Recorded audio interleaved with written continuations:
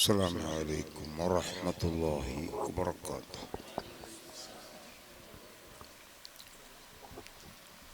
بسم الله الرحمن الرحيم. الحمد لله رب العالمين،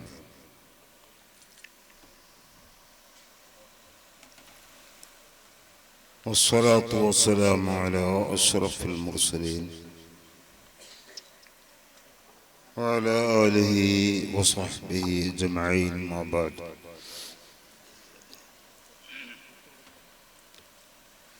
فأعوذ بالله من الشيطان الرجيم. بسم الله الرحمن الرحيم. يرفع الله الذين آمنوا منكم والذين أوتوا العلم درجات. صدق الله العظيم. وقال النبي صلى الله عليه وسلم: فضل العالم على العابد كفضلي على أدناكم. صدق رسول الله.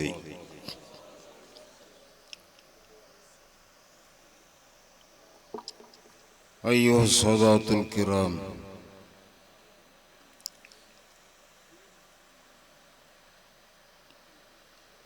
والعلماء الأجلة،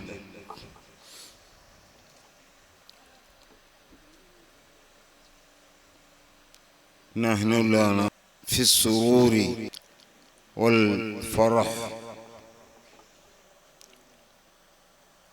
بمناسبة اجتماعنا في هذه المدرسة الجامع للعلوم. أيها الإخوة المسلمون، قال رسول الله صلى الله عليه وسلم: العلم حياة الإسلام. وهذا العلم المبعوث به النبي صلى الله عليه وسلم، أين العلوم الدينية.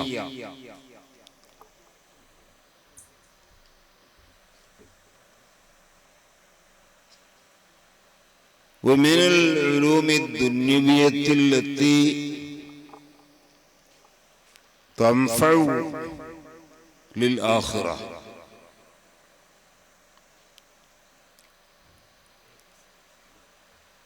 ولهذا المقصود نضع المدارس الدينية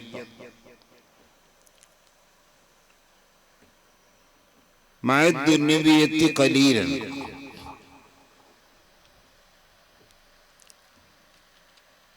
فإن العلوم الدنيوية قليلا نحتاج إليها جدا.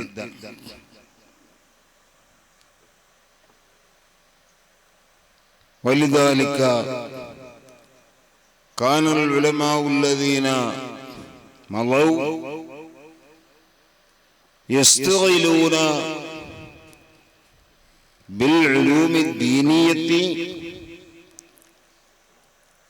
وما من الدنيوية المحتاجة إليها في تحصيل العلوم الدينية.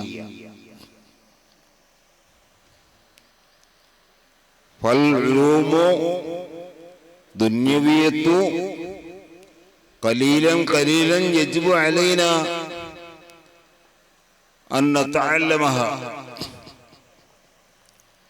لتحصيل العلوم الدينية كلها. هذا هو العلم المقصود، وأراد به النبي صلى الله عليه وسلم: العلم حياة الإسلام. فإن لم يحصل ഹാദൽ ഇൽമ യകൂനു കൽ മൈത്തത്തി അല്ലത്തി ലാ റൂഹ ലഹാ ഫഹിയ മൈത്തത്തുൻ ജിദ്ദൻ യജിബു അലൈനാ അൻ നസ്തുറഹ ഫലിദാലിക യജിബു അലൽ മുസ്ലിം അൽ ഇസ്തിഗാലു ബിൽ ഉലൂം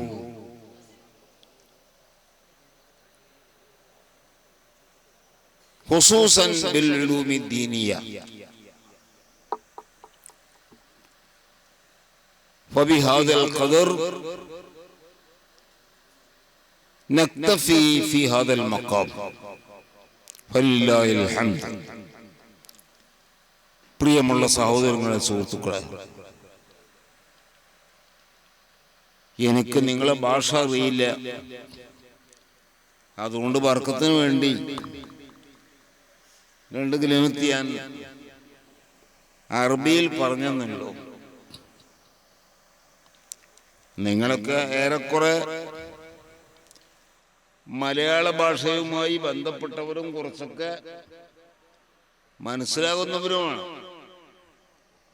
അതുകൊണ്ട് മലയാളത്തിൽ പറഞ്ഞു വന്നതുകൊണ്ട് ഒന്നും തിരിയാതെ പോകുന്നില്ല.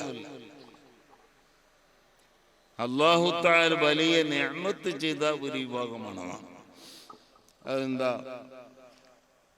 അല്ലാഹുവിന്റെ പരിശുദ്ധ ദീൻ. ആ ദീൻ ഇവിടെ നിലനിൽക്കണമെങ്കിൽ ആവശ്യമായ സംഗതിയാണ് ദീനുമായി ബന്ധപ്പെട്ട ഇൽമ. ഇൽമ എന്ന് പറഞ്ഞാൽ വാക്കിനർത്ഥം അറിവ് എന്നാണ്. പക്ഷേ എല്ലാ അറിവും നമ്മുടെ ഭാഷയിൽ ഇൽമ എന്ന് പറയാൻ പറ്റില്ല. ബഹുമാനപ്പെട്ട ഇമാം ഗസാലി തങ്ങൾ ഇഹ്യാഉൽ പറഞ്ഞാണ്, വലൈസൽ ആലിമു മൻ ജമഅൽ ഉലൂം. കുറെ വിദ്യ കരസ്ഥമാക്കിയ ആള് ആലിമല്ല. കുറെ വിദ്യാഭ്യാസം ഉള്ള ഒരു വസ്തു അത് ഒരുമിച്ച് കൂട്ടി എന്നതുകൊണ്ട് ആലിമെന്ന് പറയോ? അങ്ങനെയാണെങ്കിൽ തുഹ്ഫത്തുൽ മുഹ്താജ് ബിശറഹിൽ മിൻഹാജ് വലിയ ഗ്രന്ഥമാണ്. എത്ര മസാലയാണ് അതിൽ ഒരുമിച്ച് കൂട്ടപ്പെട്ടത്! അൽഹംദുലില്ലാഹ്. ആ തുഹ്ഫനെ കൊണ്ട് ആലിം എന്ന് പറയോ? തുഹ്ഫ ആലിമ? നിഹായ ആലിമ? അങ്ങനെ നൂറുകണക്കിനല്ല കോടിക്കണക്കിന് ഗ്രന്ഥങ്ങളുണ്ട്. എത്രയുടെ അതിൽ ഒരുമിച്ച് കൂട്ടപ്പെട്ട ഇൽമ! ബഹുമാനപ്പെട്ട ഇബ്നു റിഫഅത്ത് ഗസാലി ഇമാം എഴുതിയ വസീയത്ത് എന്ന ഒരു വലിയ ഗ്രന്ഥമുണ്ട്.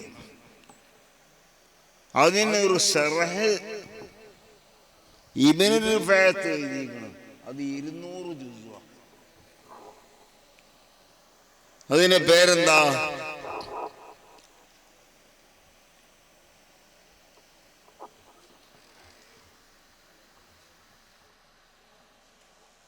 ഇബ്നു റിഫഅത്തിന്റെ മത്ലബ്. എല്ലാവർക്കും അറിയാം. അതിന്റെ പേര് അൽ മത്ലബുൽ ആലി ബിശറഹി വസീയത്തിൽ ഗസാലി. ഗസാലി ഇമാമന്റെ വസീയത്തിന് എഴുതിയ ശറഹാണ്. അത് 200 ജുസ്വാണ്. അപ്പൊ എത്ര ഉണ്ടാവും? ഒരു ഫിഖിന്റെ കിതാബാണത്. നമ്മൾ ഓതുന്ന ഫത്ഹുൽ മുഈനിൽ എത്രയോ സ്ഥലത്ത് കാണും കാലഫിൽ എന്താണ് മത്ലബ്, കാലഫിൽ മത്ലബ് എന്ന് പറഞ്ഞു. ആ മത്ലബ് എന്ന് പറയുന്നത് ഗസാലി ഇമാമിന്റെ കിതാബിന്റെ ശർഹാണ്. വസീത്ത്, കിതാബുൽ വസീത്ത്. അതിന് വ്യാഖ്യാനം എഴുതി എഴുതി എഴുതി എഴുതി 200 ജുസ്. അപ്പൊ എങ്ങനെ 200 ജുസു? ആദ്യത്തെ 50 ജുസു ഇബാദാത്തിൽ മാത്രം, പിന്നെ 50 ജുസു ഫിൽ മുആമലാത്ത്, ഇടപാടുകൾ, കച്ചവടം, അതുപോലെ വാടക കൊടുക്കൽ തുടങ്ങി 100,000 സംഗതിയുണ്ട്. അതിൽ 50 വാല്യം അങ്ങനെ, അപ്പൊ 100 വാല്യം. പിന്നെ 50 വാല്യം മുനാക്കഹാത്ത്, വൈവാഹിക ജീവിതം. അത് കുറച്ച് കഴിയുന്ന സംഗതിയല്ല, ലേഖനതയെ മാത്രമൊന്നുമല്ലത്. 50 ജുസ് മുനാക്കഹാത്താണ്. പിന്നെ 50 ജുസ് അൽ ജിനായാത്ത്, രാജ്യത്ത് നടക്കുന്ന അക്രമ പ്രവർത്തനങ്ങൾ, അനീതി സംഗതികൾ. അത് എങ്ങനെയാണ് അതിൻ്റെ നീതി പുലർത്തേണ്ടത് സംബന്ധിച്ചുള്ള സംഗതികളാണ് അതിൽ പറയുന്നത് ജിനായാത്ത്. അപ്പോൾ 4 വിഷയത്തിൽ 50 വീതം ജുസുക്കളാണ്. അങ്ങനത്തെ 200 ജുസുവാണ് ആ പറഞ്ഞ കിതാബ്. ആ കിതാബ് ആയിരുന്നല്ല, അത് എഴുതിയ ആളുകാരും. അതാ ഇൽമെന്ന് പറഞ്ഞാൽ, ആലിമെന്ന് പറഞ്ഞാൽ മൻ ജമാഅൽ ഉലൂം. എനിക്ക് കുറെ വിവരം വെച്ചിട്ട് ഞാൻ ആലിമാവൂല. കുറെ വിവരം ഉണ്ടായ പോരാ. ആ ഉള്ള വിവരം നിന്റെ പ്രവർത്തനത്തിൽ നിർഗളിച്ച് കാണണം, അപ്പോഴേ നീ ആലിമാവുള്ളൂ. അതുകൊണ്ടാണ് ഒരാലിമിനെ കണ്ട് ജീവിച്ചാൽ അയാൾക്ക് കിതാബോധമൊന്നും വേണ്ട. ആ കണ്ട് ജീവിച്ച ജീവിതം തന്നെ ഇൽമാണ്. കാരണം അയാൾ പഠിച്ച ഇൽമൊക്കെ അയാളെ ജീവിതത്തിലുണ്ടാവും. അതായിരുന്നു കാരണം. അപ്പൊ ആലിമീങ്ങൾ എന്ന് പറഞ്ഞാൽ തൊള്ളയിൽ ഇങ്ങനെ നല്ല പറയാനുള്ള വിവരം ഉണ്ടായപ്പോ വാക്കുകൾ അങ്ങനെ കിട്ടും. പക്ഷെ അവന്റെ ജീവിതത്തിൽ അതൊന്നും പെറുക്കി നോക്കിയാൽ കിട്ടൂല, ജീവിതത്തിൽ കാണാനില്ല. പിന്നെ എന്ത് ആലിം, അയ്യോ ആലിം. അതുകൊണ്ടാണ് ആലിം എന്ന് പറയുന്ന ആള് അവൻ പഠിച്ച ഇൽമ അവന്റെ ജീവിതത്തിൽ നിന്ന് നമുക്ക് അടർത്തിയെടുക്കാൻ കഴിയണം, കിട്ടണം. ബഹുമാനപ്പെട്ട ഇമാം അബൂ ഹനീഫ റളിയല്ലാഹു അൻഹു പറഞ്ഞു, ഞാൻ ഹജ്ജിന്റെ സമയത്ത് ഹജ്ജിന് പോയി മുടിയെടുക്കാൻ വേണ്ടി, ഹജ്ജിന്റെ പണിയൊക്കെ കഴിഞ്ഞ് മുടിയെടുക്കാൻ വേണ്ടി ഒരു അസ്ഥാനത്ത് എത്തിയത്. ഞങ്ങളുടെ നാട്ടിലെ ഭാഷ ബാർബർ എന്ന് പറയാ. ഒരു ബാർബറെ സമീപിച്ചു. അപ്പൊ അബൂ ഹനീഫ ഇമാം ആ ബാർബറോട് ചോദിച്ചു, യാ ഹല്ലാഖ്, ഓ ബാർബർ, ബികം തഹ്ലികു റസി, എന്റെ മുടിയെടുക്കാൻ എത്ര രൂപയായിരുന്നു? കാരണം അന്ന് വലിയ തിരക്ക് സമയ, ബാർമാന്മാരൊന്നും സത്യം പറയില്ല, കിട്ടിയതൊക്കെ ആവും.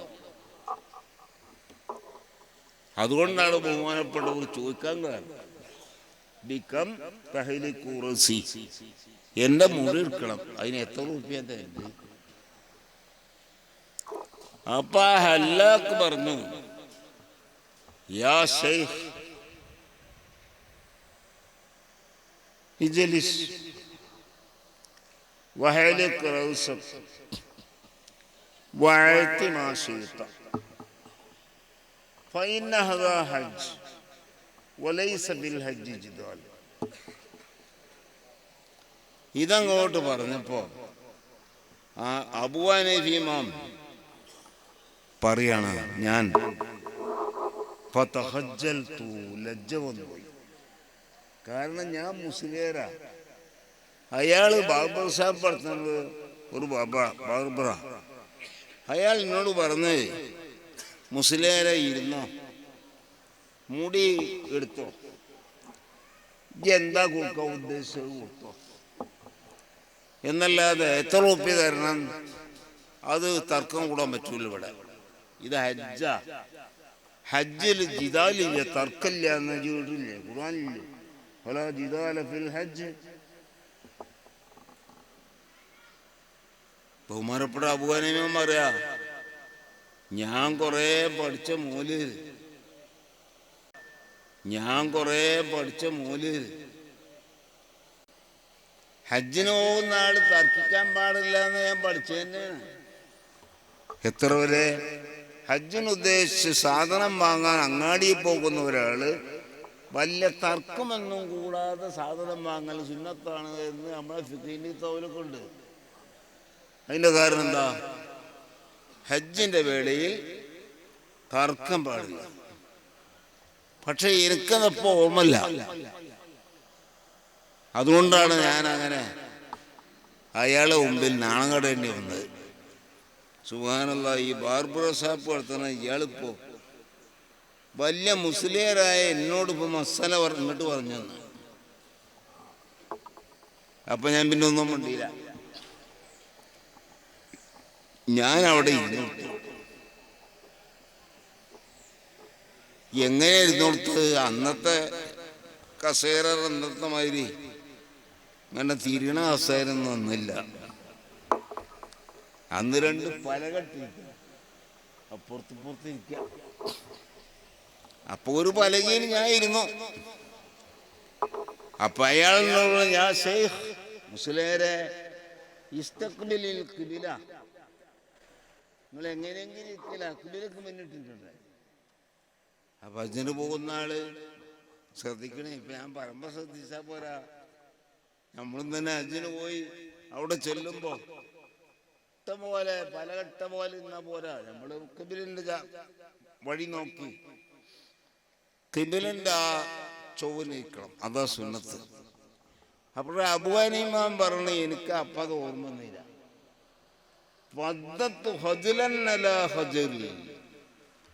അപ്പൊ എനിക്ക് നാണത്തു കൂടെ വലിയ നായി.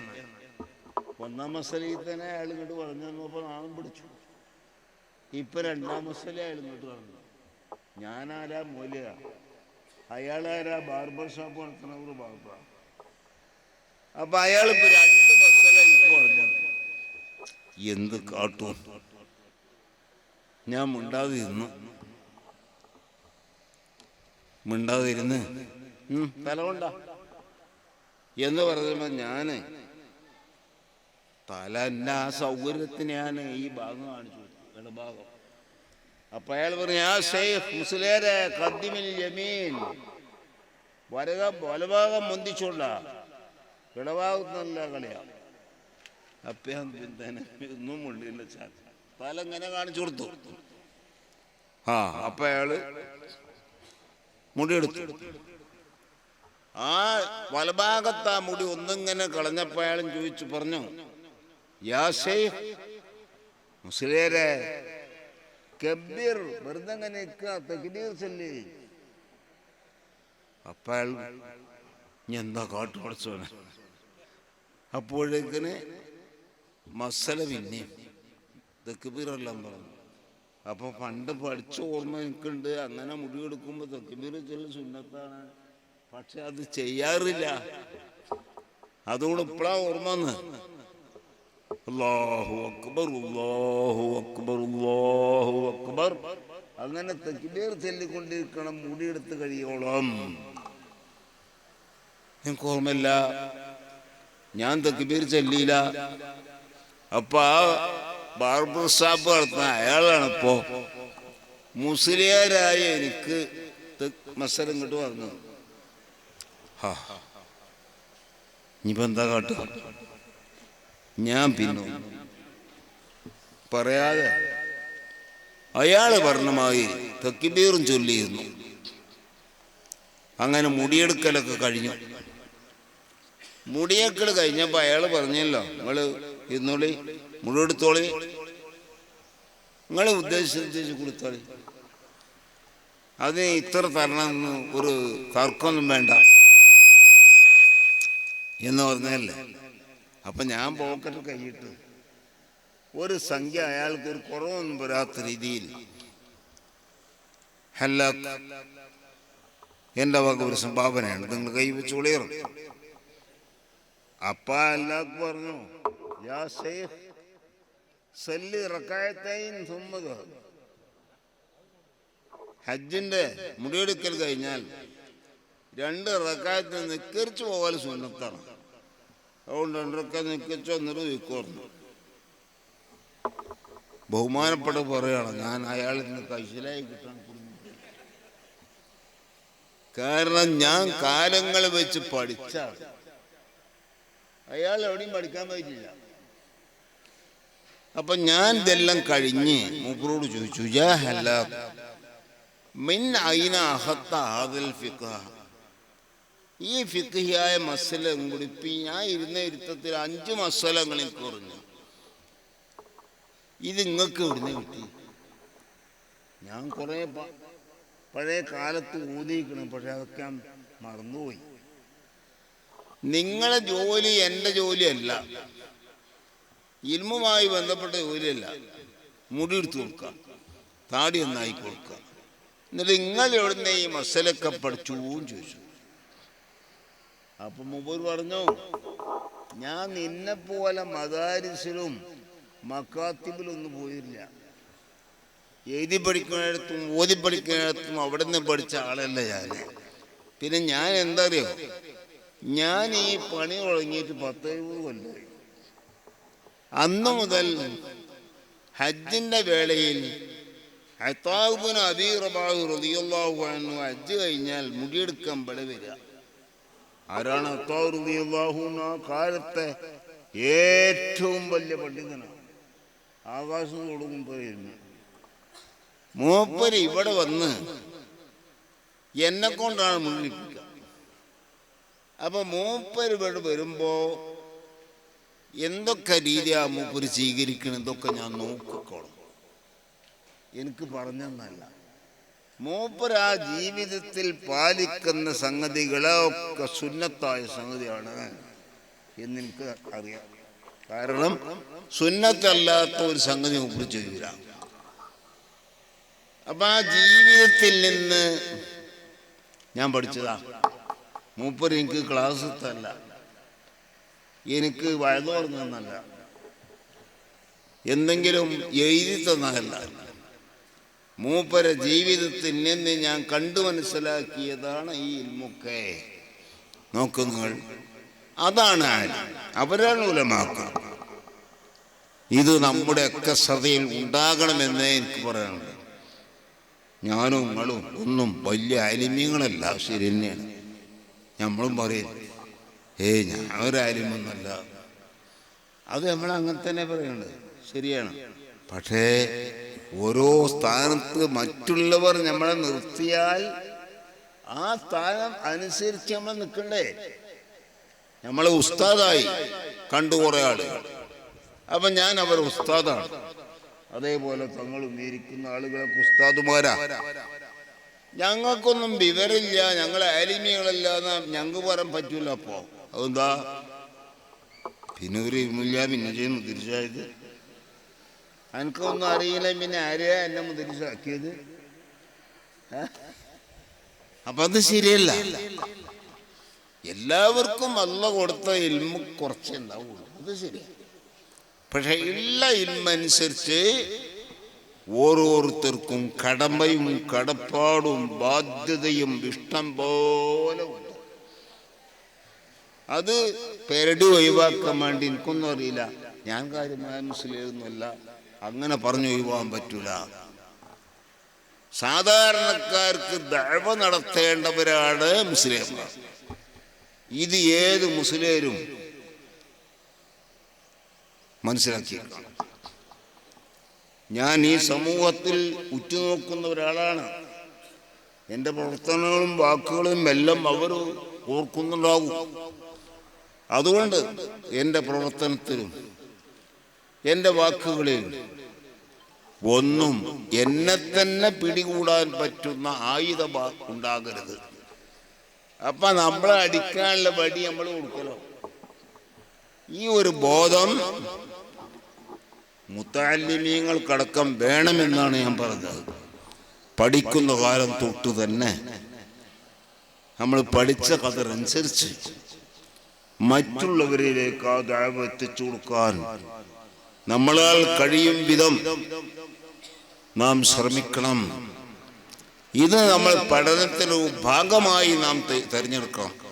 അത് ഇന്ന് മുസ്ലിംമാരോടൊക്കെ ഞാൻ പറയും, എൻ്റെ ദർശനം പഠിക്കുന്ന കുട്ടികളോടൊക്കെ പറയും. ഓരോരുത്തരും ഞാൻ പഠിച്ചു, ഞാൻ പോയപ്പന്തിയാണ്. എനിക്കൊരുപാട് ബാധ്യതയില്ല. ആ ബാധ്യതപ്പെട്ടല്ലേ ഇവിടുത്തെ ജനങ്ങളെ നന്നാക്കിയെടുക്കും.